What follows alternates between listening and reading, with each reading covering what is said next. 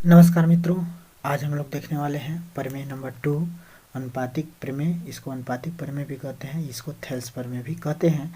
और प्रमेय नंबर 1 जो नहीं देखे होंगे, वीडियो के डिस्क्रिप्शन में मिल जाएगा, वीडियो के अंत में मिल जाएगा। आप लोगों को आई बटन में भी जो है इसका जो है लिंक दिया गया रहेगा, तो आप लोग जो है कहीं से भी देख सकते हैं। तो चलिए दूसरा प्रमेय हम लोग सिद्ध करने का प्रयास करते हैं। दूसरा प्रमेय कहता है कि जब कोई रेखा किसी त्रिभुज की दो भुजाओं को समान अनुपात में विभाजित करती है तो यह रेखा तीसरी भुजा के समांतर होती है। मैंने कहने का मतलब यह है कि यदि जो है कोई रेखा है, त्रिभुज के दो भुजाओं को जो है समान अनुपात में विभाजित कर देती है तो वह तीसरी भुजा के क्या होगी, समांतर होगी। मैंने पहले प्रमेय का जो है क्या है, विलोम है। पहले प्रमेय का विलोम है। मैंने पहला प्रमेय क्या था कि यदि किसी त्रिभुज के एक भुजा के समांतर खींची गई रेखा किसी अन्य दो भुजाओं को समान अनुपात में विभाजित करती है, तो इसमें कह रहा कि यदि अन्य दो भुजाओं को समान अनुपात में विभाजित करती है तो वह तीसरी भुजा के समांतर होगी। यही जो है इस प्रमेय में सिद्ध किया गया है कि जो है यहाँ पे आप लोग देख पा रहे होंगे कि कहा गया है कि जो है क्या, कोई रेखा यल है। जब कोई रेखा किसी भुजा को दो समान अनुपात में विभाजित करती है तो यह रेखा तीसरी भुजा के समांतर होती है, अर्थात यह जो यल है ना वह तीसरी भुजा के समांतर है। यह जो हम लोग को दिखाना है, ये यल रेखा, यल रेखा का मतलब डीई रेखा जो है क्या है, बीसी के समांतर है। यही हम लोग को दिखाना है, यहाँ पे सिद्ध करना है। और यह हम लोग को दिया गया है, क्या दिया गया है कि एक त्रिभुज ABC है, रेखा यल भुजा AB को D पर जो है भुजा AC को जो है E पर इस प्रकार प्रतिच्छेदित करती है कि ये जो है अनुपात इसके बराबर हो जाते हैं। AD बटे DB बराबर हो जाता है AE बटे EC के। ठीक है, यह हम लोग को दिया गया है। तो इसको हम लोग को जो है सिद्ध करना है कि यल जो है क्या है, BC के ही समांतर है। और इसको कैसे सिद्ध करेंगे, तो यहाँ पे देखिए, अब हम यहाँ पर लिखेंगे क्या सिद्ध करना है और उत्पत्ति प्रमाण लिखेंगे, प्रूफ लिखेंगे। तो प्रूफ में हम लोग यह लिखेंगे कि यदि मान लीजिए कि यदि जो है DL इसके समांतर BC के समांतर नहीं है तो DF जो है BC के समांतर होगा। ठीक है, मैंने DF एक रचना से, ठीक है, तो DF जो है क्या होगा, BC के समांतर होगा। तो हम लोग यहाँ पे लिख देंगे कि यदि DE BC के समांतर नहीं है, DE BC के समांतर नहीं है,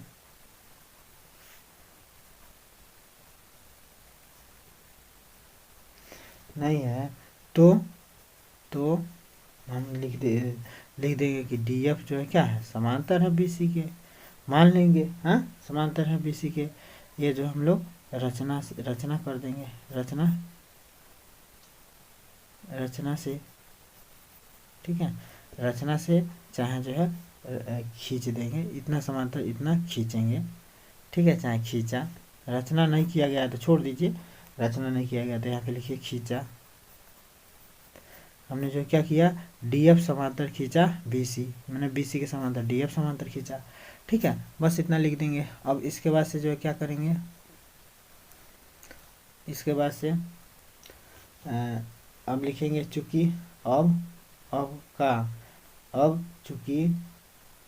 चूंकि का जब अब DF जो है क्या हो गया, इसके समांतर हो गया, तो जो है भाई जब कोई रेखा जो है त्रिभुज की एक भुजा के समांतर हो तो अन्य दो भुजाओं को समान अनुपात में विभाजित करती है। अनुपातिक पर में एक से हम लोग लिख देंगे।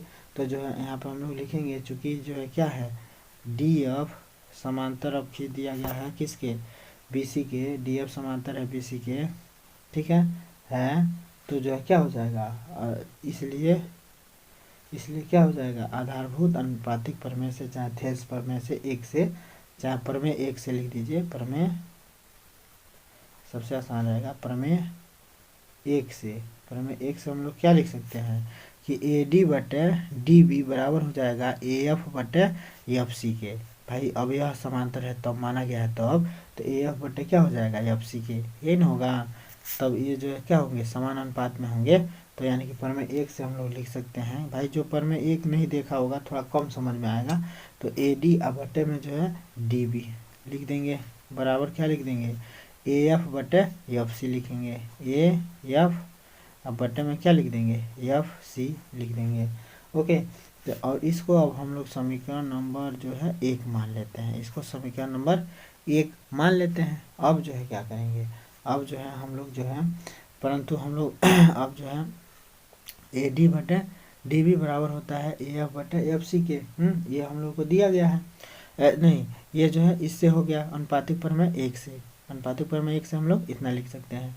हमें दिया गया है, परंतु हम लोग को दिया गया है, परंतु हम लोग को दिया क्या गया है कि ए डी बटे डी बी बराबर है ए ई बटे ए सी के, परंतु ए डी बटे डी बी बराबर है किसके, ए ई बटे ई सी के। यह चीज़ तो हम लोग को पहले से दिया गया है, यहाँ पे हम लोग लिख सकते हैं दिया हुआ है, दिया हुआ है, हम लोग को यह चीज़ जो है दिया गया है। तो जो है इसको समीकरण नंबर हम लोग 1 2 मान लेते हैं, अगर यह 1 है तो इस समीकरण नंबर 2 मान लेते हैं। तो समीकरण नंबर 1 और 2 को आप लोग ध्यान से देखिएगा, ए डी बटे डी बी बराबर है ए एफ बटे एफ सी के, और ए डी बटे डी बी बराबर है ए ई बटे ई सी के। यानी कि यह चीज़ मैंने एक ही चीज़ दो चीज़ों के बराबर है, तो इसका मतलब क्या है, ये भी आपस में बराबर होंगे। तो हम लोग यहाँ पे लिखेंगे नंबर 1 या समीकरण 1 व समीकरण 2 से हम क्या प्राप्त कर सकते हैं कि इतना बराबर हो जाएगा इतना के, इतना बराबर हो जाएगा इतना के, अर्थात ए एफ बटे क्या हो जाएगा, एफ सी बराबर हो जाएगा ए ई बटे ई सी के, ए ई बटे ई सी के बराबर हो जाएगा। ओके, इतना हो जाएगा समीकरण नंबर 1 और 2 से।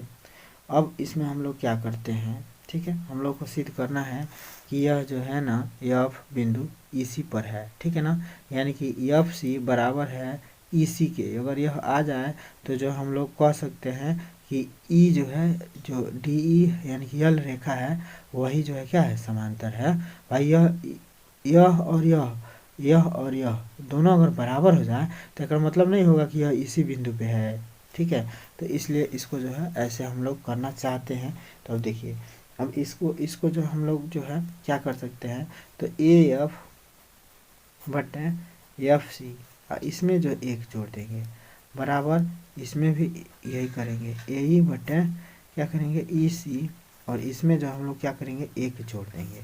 अब इसको जो है सॉल्व करेंगे तो भाई ऊपर में अगर सॉल्व करना आप लोग देखे होंगे इसके पहले वाले वीडियो में, तो आपको बेहतर समझ में आ सकता है। अब देखिए एफ सी का 1 में गुणा करेंगे तो ए एफ धन में जो है क्या हो जाएगा एफ सी, भाई ऐसे नहीं करते हैं, अभी इनका जोड़ अगर ऐसे हो 1 धन 1 बटे 2, तो इसका इसमें गुणा करके इसको जोड़ते हैं, तो वही हाल है, इसका इसमें गुणा करके इसको जोड़ेंगे तो इतना दिखाएंगे। अब बट्टे में जो है लिखेंगे एफ सी, ओके, बराबर इधर देखिए तो इसमें भी वही करेंगे, ए ई धन में ई सी, ए ई बटे ई सी, ए ई धन ई सी बराबर क्या हो जाएगा, ई सी हो जाएगा। अब इतना हो जाएगा। अब देखिए ए एफ धन एफ सी, ए एफ धन एफ सी, देखिए ए एफ धन एफ सी, ए एफ धन एफ सी, ए एफ धन एफ सी बराबर ए सी लिख सकते हैं ना, ए एफ धन में प्लस में एफ सी हो रहा है, तो ए एफ धन एफ सी बराबर ए सी लिख सकते हैं ना। तो इस तरह से हम लोग यहाँ पे लिख देंगे ए सी, यहाँ पे लिख देंगे ए सी। अब बटे में एफ सी तो रहेगा ही रहेगा, ओके, बराबर। अब यहाँ पे देखिए ए ई धन ई सी, ए ई धन ई सी है, तो ए ई धन ई सी, ए ई धन ई सी आ गया, तो ए ई धन ई सी को भी लिख सकते हैं हम लोग ए सी लिख सकते हैं, ए सी। अब बटे में जो है क्या है ई सी, ए सी बटे ई सी, ठीक है, ए सी बटे ई सी। तो अब यहाँ पे आप लोग ध्यान दीजिए, यहाँ पे आप लोग ध्यान दीजिए कि देखिए जब ऊपर वाला अंश में दोनों तरफ बराबर के इधर भी वही है और बराबर के इधर भी वही है, तो यह जो है हटा सकते हैं, ठीक है, और इतना बराबर इतना लिख सकते हैं, ठीक है। तो इस समीकरण से हम लोग लिख सकते हैं क्या, इस समीकरण से हम लोग लिख सकते हैं कि जो है इतना बराबर हम लोग डायरेक्ट लिख देंगे, एफ सी बराबर हो जाएगा ई सी। तो ये बताइए एफ सी बराबर हो गया ई सी के, एफ सी बराबर हो गया ई सी के, हो गया ना। हैं भाई, समीकरण से आ गया कि एफ सी बराबर हो गया इसी के, तो एकर मतलब बराबर कब होगा, यहाँ अटका रहेगा तो होगा बराबर नहीं। क्लियर है कि यह भी इसी बिंदु पे होगा, इससे जाहिर हो रहा है, प्रूफ हो रहा है कि यह भी जो है क्या होगा, इसी बिंदु पे होगा एफ भी। ठीक है, तभी तो एफ सी बराबर हो रहा है इसी के, तो यानी कि यह जो है इस पे होगा। तो इसी से पता चल गया कि अगर यह बराबर है तो हम लोग कह सकते हैं क्या, तब हम लोग कह सकते हैं एकदम जो है क्या कह सकते हैं कि यल समांतर होगा किसके, यल समांतर होगा बी सी के। ठीक है, यल समांतर अगर है बराबर हो गया, इसका मतलब क्या है, यहाँ स्पष्टीकरण दे रहे हैं, यहाँ जो है यह कौन, ये बात तभी संभव है, यह यहाँ पे लिख दीजिएगा, यह तब तक संभव नहीं है, यह तब तक संभव नहीं है कब, जब इतना बराबर इतना हो। यह तब तक संभव नहीं है जब तक कि यह दोनों क्या हो, बराबर एक ही बिंदु पे संपाती न हो जाए। तो इसको लिख देंगे, यह तब तक संभव नहीं है जब तक कि बिंदु एफ और ई एक ही बिंदु पे एक मन संपाती ना हो, यानी कि एक ही बिंदु पे ना हो, एक दूसरे के ऊपर ना हो, संपाती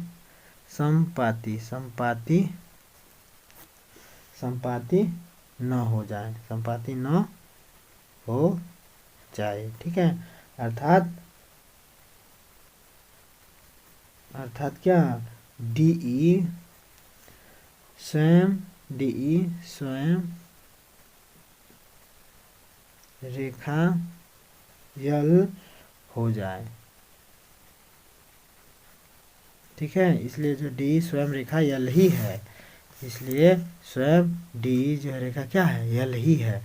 माने यह तभी संभव है जब यह और यह बराबर हो, तो यह जब भी संभव होगा जब एफ इस बिंदु पे बैठा हो, ई बिंदु पे बैठा हो। ठीक है, तो इसलिए हम लोग लिख सकते हैं कि यल समांतर हो जाएगा बी सी के। ठीक है, यही हम लोग को सिद्ध करना था, यही हम लोग को क्या करना था, इति सिद्ध करना था, इति सिद्धम। ठीक है, बस यही सिद्ध करना था। तो आशा करते हैं दोस्तों कि आप लोगों को ये थेल्स प्रमेय दूसरा भी समझ में आ गया होगा अच्छी तरीक़ा से। ठीक है, और यह दोनों प्रमेय बहुत ही जो है उपयोगी हैं और बहुत ही जो है क्या है, लाभदायक हैं यूपी बोर्ड एग्जाम के लिए और इस त्रिकोणमिति को इस त्रिभुज को समझने के लिए। ठीक है, अब आगे हम लोग जो है इसके कुछ एग्जाम्पल देखेंगे अगले वीडियो में, और सारा एग्जाम्पल आप लोगों को समझाएंगे, उसके बाद से जो आप लोगों को प्रश्नावली समझाएंगे, बेहतरीन तरीके से ढंग आ जाएगा। क्योंकि यह जो इसमें 6 नंबर का क्वेश्चन जरूर त्रिभुज से उठाता है, 6 से जो है 6 और 2-3 नंबर का जो है लघुत्तरी भी उठा लेता है, तो 10-12 नंबर इसमें से ज़रूर पूछ देता है त्रिभुज से। ठीक है दोस्तों, तो त्रिभुज को तैयार करना बहुत ज़रूरी है और परीक्षा नज़दीक है, आप लोगों को पता होना चाहिए कि 24 अप्रैल से ही जो है आप लोग का परीक्षा स्टार्ट हो रहा है। ठीक है, तो तैयारी आप लोग अच्छे तरीक़ा से करते जाइए। ठीक है, फिर मिलते हैं अगले वीडियो के साथ, तब तक के लिए जय हिंद।